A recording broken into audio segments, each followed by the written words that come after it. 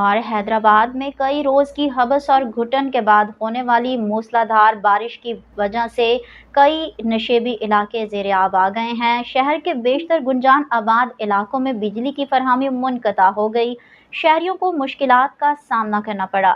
حیدرآباد اور اس کے گرد و نواح میں ہونے والی بارش سے گرمی کا زور ٹوٹ گیا۔ ٹھنڈی ہوائیں چلنے سے موسم خوشگوار ہو گیا، جبکہ بارش سے نشیبی علاقوں اور مین شاہراہوں پر کئی فٹ پانی جمع ہو گیا۔ بارش کا پہلا قطرہ پڑتے ہی حسب معمول بجلی کی فراہمی منقطع ہو گئی، جس سے تقریباً پورا شہر تاریکی میں ڈوب گیا، جبکہ بلدیاتی اداروں کی بارش کے پانی کی نکاسی کے بروقت کیے جانے کے دعوے بھی دھرے کے دھرے رہ گئے۔